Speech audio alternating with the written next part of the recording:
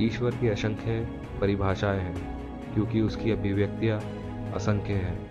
वह मुझे आश्चर्य और विस्मय से अभिभूत कर देती है और एक क्षण के लिए मुझे स्तब्ध कर देती है।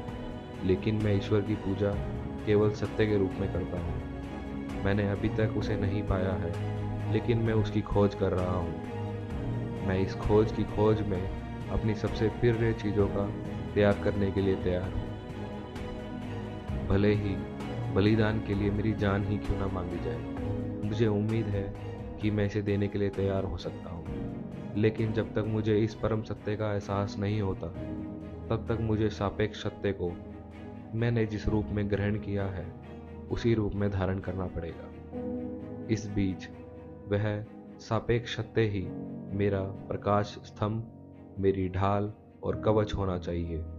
यद्यपि यह मार्ग सीधा, संकीर्ण और छुरे की धार के समान तीक्ष्ण है, फिर भी मेरे लिए यह सबसे तेज और सरल है। मेरी हिमालय भूल भी मुझे तुच्छ लगती है, क्योंकि मैं इसी मार्ग पर दृढ़ता से चलता आ रहा हूँ, क्योंकि इस मार्ग ने मुझे दुख में आने से बचाया है और मैं अपने प्रकाश के अनुसार आगे बढ़ता रहा हूँ। अपनी प्रगति में मुझे प्राय परम सत्य ईश्वर की हल्की झलक मिली है और प्रतिदिन मुझ में ये विश्वास बढ़ता जा रहा है कि केवल वही वास्तविक है और बाकी सब मिथ्या है। जो लोग चाहें वे समझे कि मुझे ये विश्वास क्यों बढ़ता जा रहा है, वे मेरे प्रयोगों में भाग लें और यदि वे कर सके तो मेरे विश्वास में भी भाग लें। मुझ में ये विश्वास बढ़ता जा रहा है कि जो कुछ मेरे लिए संभव है वह एक बच्चे के लिए भी संभव है, और ऐसा कहने के लिए मेरे पास ठोस कारण है। सत्य की खोज के साधन जितने सरल हैं उतने ही कठिन भी हैं। वे एक अभिमानी व्यक्ति को बिल्कुल असंभव लग सकते हैं और एक अमोघ बालक को बिल्कुल असंभव। सत्य के खोजी को धूल से भी अधिक विनम्र होना चाहिए। दुनिया धूल को अपने पैरों तले कुचल देती है, लेकिन सत्य के खोजी को इतना विनम्र होना चाहिए कि धूल भी उसे कुचल सके। तभी और तब तक नहीं उसे सत्य का दर्शन होगा। वशिष्ठ और विश्वामित्र ऋषि के बीच संवाद से ये बात पूरी तरह स्पष्ट हो जाती है।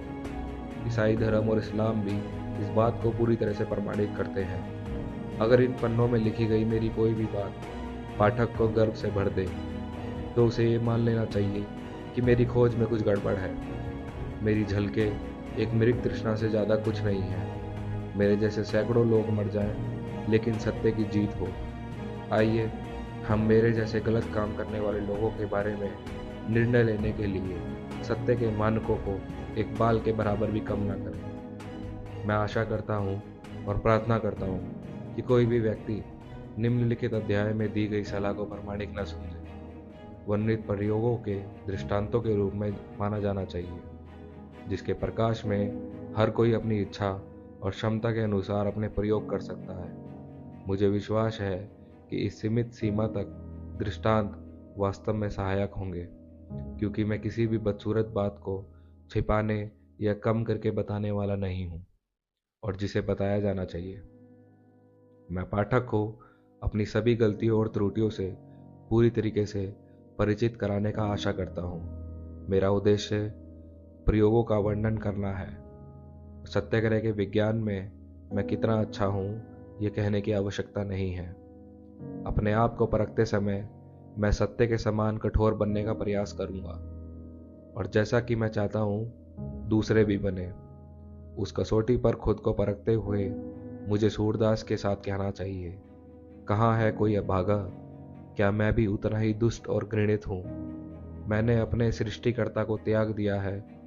मैं इतना अविश्वासी हूँ, क्योंकि ये मेरा एक निरंतर यातना है और मैं अभी भी उससे बहुत दूर हूँ। जो, जैसा कि मैं पूरी तरह से जानता हूँ, मेरे जीवन के हर पहलू को नियंत्रित करता है और जिसकी संतान मैं हूँ। मैं जानता हूँ कि यह मेरे भीतर की बुरी भावनाएं हैं जो मुझे उससे इतनी दूर रखती है, और फिर भी मैं उनसे दूर नहीं रह सकता। लेकिन ये बंद होना चाहिए। मैं अगले अध्याय में ही वास्तविक कहानी शुरू कर पाऊंगा।